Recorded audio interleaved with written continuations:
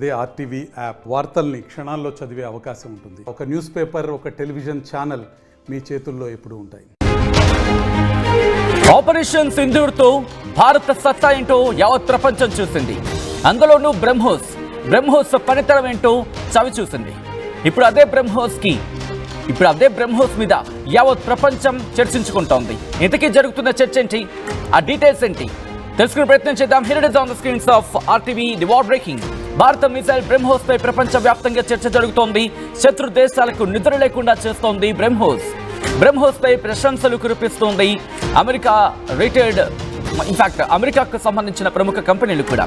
ఈ నేపథ్యంలోని America retired colonel John Spencer కూడా బ్రహ్మోస్ పనితీరు మీద ఆసక్తికరమైన వ్యాఖ్యలు చేశాడు. ప్రశంసల జల్లు కురిపించాడు. బ్రహ్మోస్ ముందు Pakistan, China air defence waste అంటూ కమెంట్స్ చేశాడు ఆయన. ఆపరేషన్ సింధూర్తో బ్రహ్మోస్ సత్తా ప్రపంచానికి తెలిసిందన్నాడు జాన్.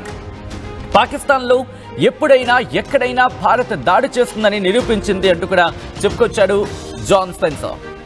ఇటు పాకిస్తాన్లో 11 ఎయిర్ బేస్లను నేలమట్టం చేసింది బ్రహ్మోస్ అంటూ చెప్పుకొచ్చాడు. ఇప్పుడు బ్రహ్మోస్కి కేవలం భారత్లోనే కాదు, ఈ పేరు కేవలం భారత్లోనే కాదు, బ్రహ్మోస్ పేరు ఇప్పుడు ప్రపంచ వ్యాప్తంగా వినిపిస్తోంది. ఏ స్థాయికి వెళ్ళిపోయిందంటే బ్రహ్మోస్ గురించి ఇప్పుడు దేశ విదేశాల్లో కూడా చర్చ జరుగుతోంది. ఇటు వియత్నాం నుంచి సౌదీ అరేబియా వరకు, నమ్ముతారా, వియత్నాం నుంచి సౌదీ అరేబియా వరకు కూడా బ్రహ్మోస్ గురించి యావత్ ప్రపంచాన్ని చర్చించుకుంటోంది. ఇప్పటికే అడ్వాన్స్గా భారత పనితనం తెలిసిన, ఇన్ఫాక్ట్ బ్రహ్మోస్ పనితనం తెలిసిన ఆయా దేశాలు 2022కి మొదలై వాళ్ళు భారత్తో ఈ చర్చ జరిగింది. వీటికి సంబంధించి అగ్రిమెంట్స్ చేసుకుంటున్నారంటే బ్రహ్మోస్ పనితనం ఇటు ప్రపంచం ఏ స్థాయిలో గుర్తుపెట్టుకుందో, ప్రపంచం ఏ స్థాయిలో గుర్తెరిగిందో మనం అర్థం చేసుకోవచ్చు. మా ప్రతినిధి మధు అప్డేట్స్ అందించేందుకు సిద్ధంగా ఉన్నారు. మధు, ఇటు జాన్ స్పెన్సర్ ఎటువంటి వ్యాఖ్యలు చేయడం జరిగింది, బ్రహ్మోస్ కి సంబంధించి ఏమన్నాడు ఇంకా? ఎగ్జాక్ట్లీ, చాలా బ్రహ్మోస్ గురించి చాలా అద్భుతంగా చెప్పే ప్రయత్నం చేశారు. ప్రస్తుతం భారత్ దగ్గర ఉన్నటువంటి ఆయుధాలలో బ్రహ్మోస్ క్షిపణులు అనేటువంటిది శత్రు దుర్భేద్యం, దాంతో పాటు శత్రు దేశంలోకి యథేచ్ఛగా టార్గెట్ ను రీచ్ అయ్యేటువంటి శక్తి సామర్థ్యాలు ఉన్నాయనేటువంటి స్టేట్మెంట్ చేశారు రిటైర్డ్ కర్నల్ జాన్ స్పెన్సర్. చాలా స్పష్టంగా చెప్పే ప్రయత్నం చేశారు. ఆయన చెప్తూ it can hit anywhere in Pakistan any time, ఏ టైంలో అయినా, ఎప్పుడైనా, ఎక్కడికైనా, పూర్తి పాకిస్తాన్ లో భూభాగంలో బ్రహ్మోస్ క్షిపణులతో. ఎందుకంటే పూర్తి స్థాయిలో ఇంకా అధికారికంగా దానికి సంబంధించినటువంటి సమాచారం తెలియదు, ఎంతవైనా రేంజ్ పెరిగింది ఇంకా అనేటువంటిది. 2000 కిలోమీటర్ల పరిధిలో ఉన్నటువంటి లక్ష్యాలను కూడా బ్రహ్మోస్ క్షిపణులు యథేచ్ఛగా అక్కడికి రీచ్ అవుతాయి. టార్గెట్ ని సక్సెస్ చేస్తాయి. టార్గెట్ రీచ్ అయిన తర్వాత యథేచ్ఛగా శత్రువులను మట్టు పెడతాయి అనేటువంటిది చాలా స్పష్టంగా చెప్తా ఉన్నారు. ఈయన వారికి సంబంధించినటువంటి ఎక్స్పర్ట్, తర్వాత కల్నల్, రిటైర్డ్ కల్నల్ గా ఉన్నటువంటి అమెరికాకి సంబంధించిన వ్యక్తి. సో ఒకవైపు ఏమో చర్చ జరుగుతా ఉంది, పాకిస్తాన్ అక్కడ ప్రజలు నమ్మించడానికి ర్యాలీలని, పాకిస్తానే భారత్ ఓడించిందని చెప్పుకునేటువంటి సిగ్గుమాలిన నీతిమాలిన చర్య చేస్తా ఉంటే ప్రపంచ దేశాలు గమనిస్తున్నాయి. మొన్న జరిగినటువంటి ఆపరేషన్ సింధూర్ లో అసలు చెక్ చేశారు భారత ఆర్మీ అధికారులు, ప్రధాని నరేంద్ర మోదీ కలిసి ఒక వార్ ఫార్మేట్ సెట్ చేశారు అనేటువంటి చర్చ. సుదీర్ఘమైనటువంటి యుద్ధం చేయాల్సిన అవసరం లేదు. భారత్ దగ్గర ఉన్నటువంటి క్షిపణులు బ్రహ్మోస్, ఆకాష్, S-400, ఇంకా ఇతర క్షిపణులు, తర్వాత యాంటీ రాడార్ సిస్టమ్, అక్కడ ఉన్నటువంటి వాళ్ళ రాడార్ సిస్టమ్ కూడా దొరకకుండా బ్రహ్మోస్ క్షిపణులు 11 ఎయిర్ బేస్ లను మట్టుబెట్టినటువంటి పరిస్థితి, పూర్తి స్థాయిలో నిర్వీర్యం చేసినటువంటి సిచ్యువేషన్ ఇది. పాకిస్తాన్ దగ్గర కావాలి 1-2 ఇప్పుడు ఎయిర్ బేస్ మిగిలిపోయి ఉన్నాయి. మిగతా అంతా మళ్ళీ కొత్త నిర్మాణం చేపట్టుకోవాలి, చేంజ్ చేసుకోవాల్సినటువంటి పరిస్థితి కలిగింది. That is BrahMos power. Recent గా ఉత్తరప్రదేశ్ ముఖ్యమంత్రి యోగి మాట్లాడుతూ కూడా బ్రహ్మోస్ పవర్ ఏంటో పాకిస్తాన్ వాళ్ళని అడగండి అనేటువంటి స్టేట్మెంటే ఒక సమాధానం. ఈ రోజు బ్రహ్మోస్ క్షిపణుల గురించి ప్రపంచం మాట్లాడుకుంటుంది. అందులో భాగంగానే జాన్ స్పెన్సర్ స్టేట్మెంట్ చేశారు. తన ఎక్స్క్లూజివ్ ఇంటర్వ్యూ, జాతీయ మీడియాకి ఇచ్చినటువంటి ఇంటర్వ్యూలో ఈ టైం మెన్షన్ చేశారు. దాంట్లో బ్రహ్మోస్ క్షిపణులు పాకిస్తాన్ లో ఎనీ టైం, ఎనీవేర్, ఎక్కడైనా హిట్ చేసేటువంటి శక్తి సామర్థ్యాలు ఉన్నాయటువంటి చెప్పడంతో చాలా స్పష్టంగా అర్థమవుతా ఉంది. ఇది దీంతో పాటు డ్రోన్స్ కి సంబంధించినటువంటి అటాక్ విషయంలో ఏ రకంగా అడ్డుకోవాలి, తర్వాత మిసైల్ బ్రహ్మోస్ క్షిపణి ఎంత స్పీడ్ గా వెళ్లి టార్గెట్ రీచ్ అవుతుంది, శత్రువులు వాళ్ళ ఎయిర్ డిఫెన్స్ సిస్టానికి కూడా దొరకకుండా, సమాచారం లేకుండా టార్గెట్ ని రీచ్ అయ్యేటువంటి శక్తి బ్రహ్మోస్ ఉందనేటువంటి చెప్పే ప్రయత్నం చేస్తారు. మొత్తానికైతే ఈ రోజు బ్రహ్మోస్ గురించి ప్రపంచం మాట్లాడుతూ ఉంది. మళ్ళీ కొత్తగా బ్రహ్మోస్ క్షిపణుల తయారీ కోసం ఉత్తరప్రదేశ్ లో కేంద్రం తయారైతా ఉంది దీనికి సంబంధించినటువంటిది. సో ఈ రోజు మరొకసారి ధృవీకరణ జరిగింది. భారత్ అమ్ముల పొదిలో ఉన్నటువంటి బ్రహ్మోస్ లాంటి క్షిపణులు ఎంత శత్రు దుర్భేతంగా మధు రిక్వెస్ట్ ఒకసారి మీరు లైన్ లో ఉండే ప్రయత్నం చేయండి. బ్రహ్మోస్ కి సంబంధించి ఎందుకు యావత్ ప్రపంచం ఈరోజు చర్చించుకుంటోంది అనేది ఒకసారి చెప్పే ప్రయత్నం చేస్తాను. ఆ విజువల్స్ తో సైతం మరి ముఖ్యంగా పాకిస్తాన్ కు ఎందుకు దిమ్మ తిరిగేలా సమాధానం మనం ఇవ్వగలిగామంటే ఈ బ్రహ్మోస్ మిసైల్ మీరు చూస్తున్నారు కదా, ఇది వెళ్ళి పాకిస్తాన్ తన అంటే ఆ పరిధిలోకి వెళ్ళిన తర్వాత సరిహద్దు దాటి వెళ్ళిన తర్వాత కూడా చక్కలో కొడుతున్న పాకిస్తాన్ ఎయిర్ డిఫెన్స్ సిస్టమ్ దీన్ని కనీసం ట్రాక్ చేయలేకపోయింది. వెళ్ళిన తర్వాత కొట్టాల్సిన చోట కొడితే అది కనుక్కోవడానికి వాళ్ళ తాతలు గుర్తొచ్చారు. జస్ట్ వాళ్ళ తాతలు గుర్తొచ్చారు, వాళ్ళ ముత్తాతలు కూడా గుర్తొచ్చుంటారు. అది ఢీ కొట్టిన తర్వాత ఏవో ప్రగల్భాలు పలుకుతోంది. బ్రహ్మోస్ ప్రత్యేకత ఏంటి అంటే ఇది గగనతలం నుంచి అంటే నేల మీద నుంచి నింగి నుంచి దాంతోపాటు ఇటు సముద్రం మీద నుంచి కూడా దీన్ని ప్రయోగించగలం. ఇది ఎక్కడి నుంచైనా మనం ప్రయోగించగలం. ఆ విజువల్ మీరు చూస్తున్నారు కదా, భూమి నుంచి ప్రయోగించగలం, నేల నుంచి అంటే భూమి నుంచి మనం ప్రయోగించగలం, నీటి నుంచి ప్రయోగించగలం, నింగి నుంచి ప్రయోగించగలం, ఎక్కడి నుంచైనా ప్రయోగించగల ఆ మిసైల్ సిస్టమ్ ఢీ కొడితే అటు ప్రపంచ దేశాలకు బొమ్మ కనిపించాల్సిందే. దీని ఆ స్పెసిఫికేషన్స్ గురించి మాట్లాడుకుంటే కనుక మరి ముఖ్యంగా ఇది దాదాపుగా 8550 మిల్లీమీటర్ల పొడవు ఉంటుంది. దాంతోపాటు 290 కావచ్చు, ఒక్కసారి 400 కిలోమీటర్ల కూడా చర్చ జరుగుతూ ఉంటుంది. ఆ డిస్టెన్స్లో వెళ్ళి ఢీ కొట్టడం దీని స్పెషాలిటీ. ఇక వెలాసిటీ గురించి మాట్లాడుకుంటే చెప్పనక్కర్లేదు, ఎందుకంటే 2.8 మార్క్ మాట్లాడుకుంటూ ఉంటారు. గ్రౌండ్ క్లియరెన్స్ దాదాపు 1000 మిల్లీమీటర్లు. రిలీజ్ హైట్ 500 మీటర్ల నుంచి 9000 మీటర్లు. ఇక ఆ స్పీడ్ 0.55 నుంచి 0.8 మాస్టర్ అర్థం చేసుకోవచ్చు. ఇక ఆల్టిట్యూడ్ గురించి మాట్లాడుకుంటే అది ఇంకా పిక్స్ 1400 మీటర్లు. ఇలా బ్రహ్మోస్ తన ప్రత్యేకతను ఎప్పటికప్పుడు చాటుకుంటూనే ఉంది. మా ప్రతినిధి మధు దగ్గరికి వెళ్ళే ప్రయత్నం చేస్తున్నాను. మధు, ఇది కేవలం మిజైల్ మాత్రమే కాదు, ఇది భారత్కు సంబంధించి బ్రహ్మాస్త్ర అని మాట్లాడుకుంటున్నారంటే అర్థం చేసుకోవచ్చు దీని సత్తా ఏంటి. ఈరోజు వియత్నాం నుంచి మొదలు పెడితే సౌదీ అరేబియా వరకు బ్రహ్మాస్త్ర గురించి వెయిట్ చేస్తోంది, బ్రహ్మోస్ గురించి వెయిట్ చేస్తున్నాయి. ఎందుకంటే ఇది మనం ఇండిజినస్గా తయారు చేసుకున్న మిజైల్ సిస్టమ్. గొప్పగా గర్వంగా చెప్పుకోవచ్చు భారతీయుడు ఈరోజు రొమ్ము చరిచి చెప్పుకోవచ్చు, ఎస్ ఇది భారత్ సాధించుకుందంటూ. సో ఇప్పుడు ఈ బ్రహ్మోస్కి సంబంధించి విదేశాలు ఏమంటున్నాయి, అట్ ద సేమ్ టైం విదేశాలకు సంబంధించిన డిఫెన్స్ ఎక్స్పర్ట్స్ ఇంకే మాట వ్యక్తం చేయడం జరుగుతోంది.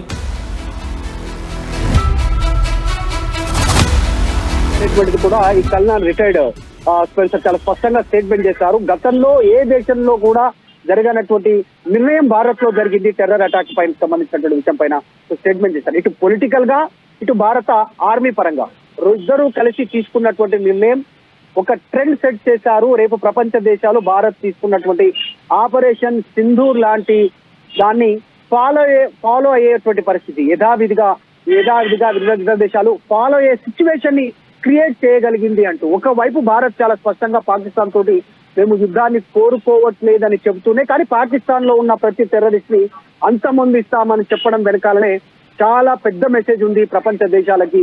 ఇది ఒక ట్రెండ్ సెట్ చేయగలిగింది భారత్. ఈ రోజు ఆపరేషన్ సింధూర్ పూర్తి స్థాయిలో సక్సెస్. భారత ఆర్మీ దాడి చేసినటువంటి విధానాన్ని చూసి పాక్ బెంబేలెత్తిపోయింది, దాదాపు నిర్వీర్యం అయిపోయినటువంటి పరిస్థితి. ఈరోజు దానికి భారీ మూల్యం చెల్లించుకుంది.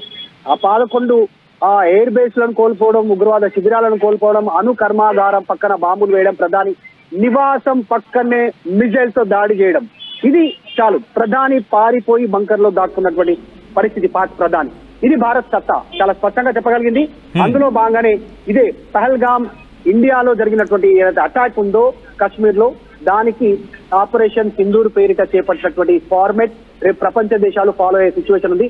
గతంలో చూసాం అమెరికా లాంటి దేశం కూడా ఇరాక్ తో పోరాటం చేస్తే అక్కడ ఉన్న ప్రతిపక్షాలు వ్యతిరేకత చేశాయి. సద్దాం హుస్సేన్ పైన పోరాటం చేసినప్పుడు, ఆఫ్ఘనిస్తాన్ పైన సుదీర్ఘంగా పోరాటం చేస్తే అక్కడున్న రాజకీయ పార్టీలు వ్యతిరేకం చేశాయి అక్కడున్న ప్రభుత్వాలకి. కానీ మొదటిసారి దేశంలో టెర్రర్ పైన అటాక్ చేయడానికి భారత ఆర్మీ నిర్ణయం తీసుకుంటే, టెర్రరిస్టుల పైన అటాక్ చేయడానికి అన్ని రాజకీయ పార్టీలు ఏకతాటిపైకి వచ్చాయి, ఒకే లైన్ చెప్పాయి.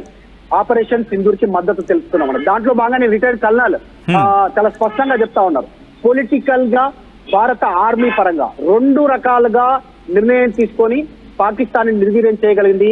ఈ బ్రహ్మోస్ క్షిపణులతో టార్గెట్ పాయింట్ టు పాయింట్ ఎక్కడ అనుకున్నారో దాడి చేయాలని నిర్దిష్టమైనటువంటి దాడి చేయగలిగింది భారత్. సో ఇది ఒక మెసేజ్ ప్రపంచ దేశాలకు. ఎట్లాగైతే క్రికెట్ మారుతూ వస్తా ఉందో, టెస్ట్ మ్యాచ్లు, డే అండ్ నైట్, డే మ్యాచ్లు, తర్వాత 2020, అలాగే వారిలో కూడా సంవత్సర కాలం యుద్ధం చేయాల్సిన పరిస్థితి లేదు.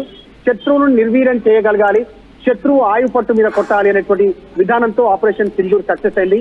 కేవలం కొన్ని నిమిషాల వ్యవధిలో పాకిస్తాన్ కి సంబంధించినటువంటి ఆర్మీ, ఎయిర్ బేస్ లను పూర్తి స్థాయిలో నిర్వీర్యం చేసినటువంటి పరిస్థితి. టెర్రరిస్టులకు సంబంధించిన క్యాంపుల పైన మూకుమ్మడి దాడులు, బాంబులతో వర్షం కురిపించినటువంటి పరిస్థితి. సో ఇది ఒక మెసేజ్ ప్రపంచ దేశాలకి. సో ఫ్యూచర్ లో ఖచ్చితంగా ఆపరేషన్ సింధూర్ ని ఎగ్జాంపుల్ గా తీసుకొని వాళ్ళొక స్టడీ కేస్ గా తీసుకొని ముందుకు వెళ్లే అవకాశం ఉంది ఫ్యూచర్ లో ప్రపంచ దేశాలు టెర్రరిజానికి సంబంధించినటువంటి దాంట్లో. Right Madhu, thanks for update. But viewers, ఒక్కసారి మన మిసైల్ సిస్టమ్ ఉపయోగించి ఎక్కడెక్కడ దెబ్బ కొట్టామో తెలుసా? వీటిల్లో బ్రహ్మోస్ కూడా ఉంది. ఎక్కడ కూడా మనం బ్రహ్మోస్ను ఉపయోగించి దెబ్బ కొట్టామని చెప్పి ప్రపంచానికి చెప్పలేదు. బట్ ప్రపంచం అర్థం చేసుకుంది బ్రహ్మోస్తో వీళ్ళు ఎక్కడెక్కడ దెబ్బ కొట్టుంటారని.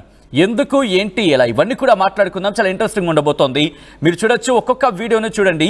దాంతోపాటు ఏ స్థాయిలో కొట్టాం, ఏ స్థాయిలో దెబ్బ కొట్టగలిగాం, ఎందుకు పాకిస్తాన్ డిఫెన్స్ సిస్టమ్ వాటిని అంటే మన బ్రహ్మోస్ని ఎందుకు గుర్తుపట్టలేకపోయింది, డీటెయిల్గా మాట్లాడుకునే ప్రయత్నం చేయబోతున్నాం. ఇప్పుడు ఒక్కసారి లాహోర్ బేస్, సియాల్కోట్కి సంబంధించి ఎయిర్ బేస్ మీరు చూస్తున్నారు. లాహోర్ ఎయిర్ బేస్ మీరు చూడడం జరుగుతోంది. దాంతోపాటు ఇటు నూర్ ఖాన్, చక్లాలో ఉన్న నూర్ ఖాన్ ఎయిర్ బేస్ కావచ్చు, మురిద్ కావచ్చు, సర్గోదా కావచ్చు, రఫీకీ కావచ్చు, అక్కడి నుంచి రహీం ఖాన్ యార్కి సంబంధించి కావచ్చు, దాంతోపాటు సుకూర్, అలాగే భులారి, జకోబాబాద్, వీటికి సంబంధించి ఒకసారి విజువల్ మీరు చూడడం జరుగుతుంది. Sialkot air base, Lahore air base, Sargodha air base, Noor Khan air base, Rawalpindi air base, Punjab పాకిస్తాన్కి సంబంధించి అక్కడ ఉంది, చునియన్ ఉంది, పస్రూర్ ఉంది, సియాల్కోట్ ఉంది.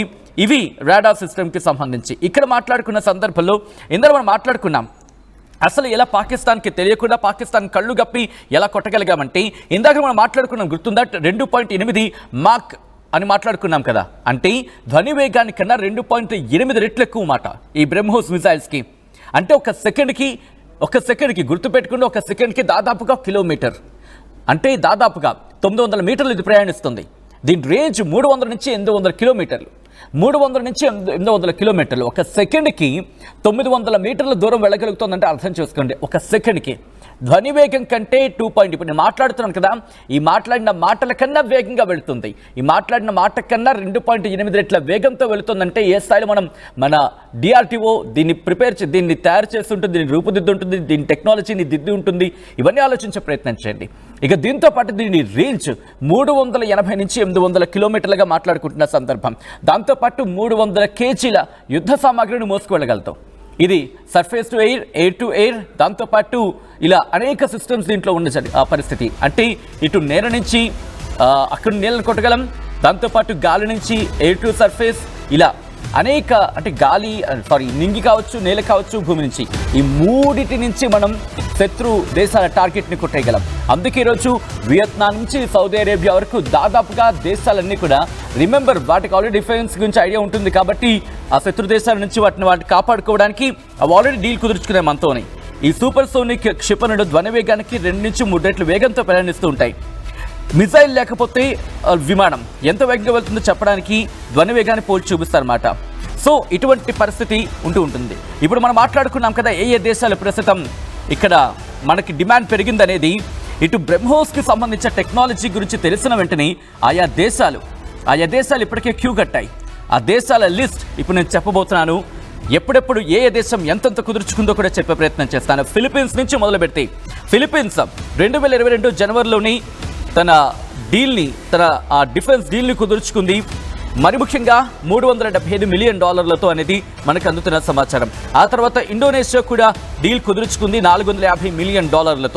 వియత్నాం, మలేసియా, అలాగే మిగిలిన దేశాలు కూడా ఈ టెక్నాలజీకి సంబంధించి డీల్ కుదుర్చుకున్నట్టుగా తెలుస్తోంది. మరి ముఖ్యంగా $700 మిలియన్ అంటూ తెలుస్తోంది.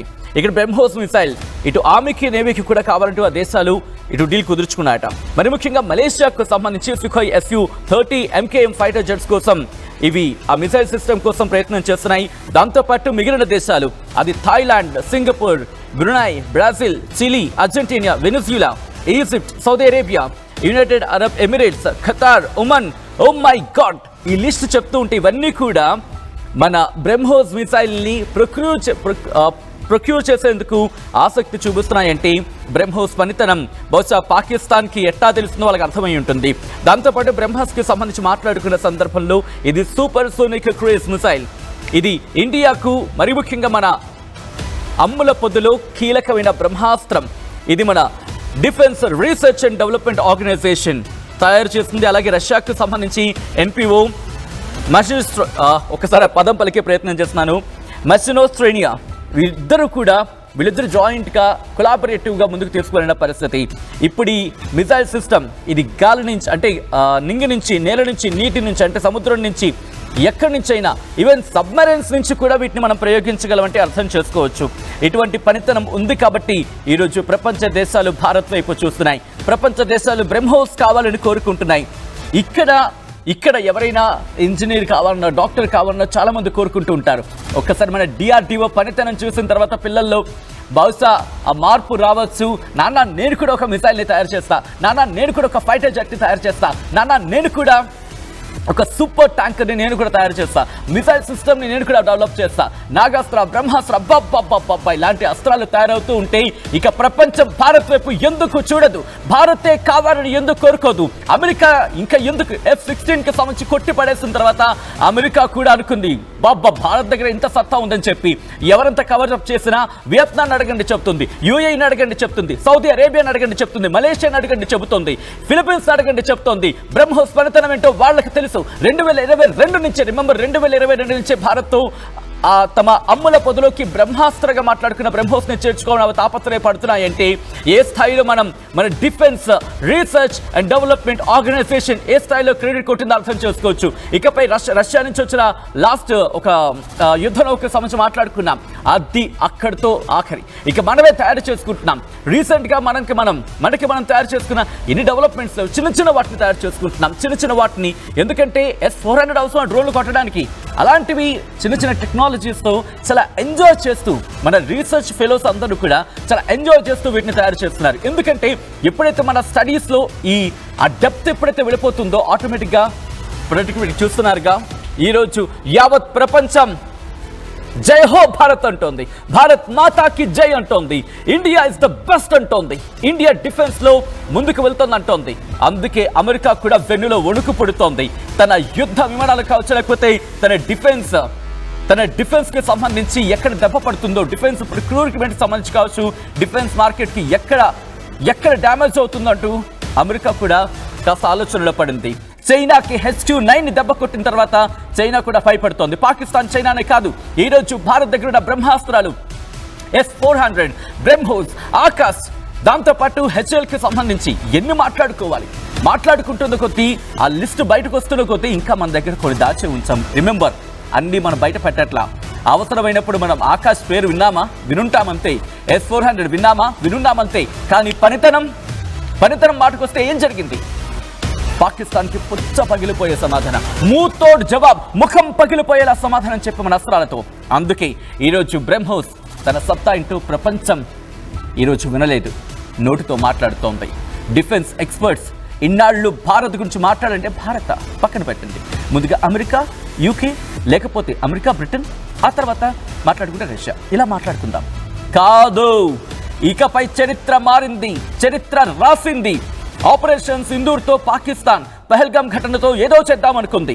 కానీ తనకు తెలియకున్నాడే భారత సత్తా ప్రపంచానికి రుచి చూపించేలా మనం చేసుకున్నాం. ఆపరేషన్ సింధూర్ ప్రపంచానికి భారత్ సత్తా ఏంటో చూపించింది, మిసైల్స్ పవర్ ఏంటో చూపించింది. సో దీని మీద మీ కామెంట్ ఏంటి? బ్రహ్మోస్తో ఇప్పటికే మనం చరిత్ర లిఖిస్తే S-400 కూడా దానికి జతకట్టింది. ప్రపంచం మాకు కావాలరా బాబు అంటోంది. ఇంకేముంది, భారత్ అమ్ముల పొదిలో బ్రహ్మోస్ గురించి మాటలు ఎంత మాట్లాడుకున్న తక్కువే. బహుశా పదాలు అలా జరిగా వస్తూ ఉంటాయేమో. మీ మనసులో ఏమనిపిస్తోంది? వాళ్ళ ఎయిర్ బేసెస్ని కొట్టినప్పుడు ఏమనిపించింది? భారత్ బ్రహ్మోస్కి సంబంధించి మాట్లాడుకున్న పక్షంలో మీ మదిలో మెదిలే మాటలేంటి? కామెంట్ రూపంలో చెప్పే ప్రయత్నం చేయండి.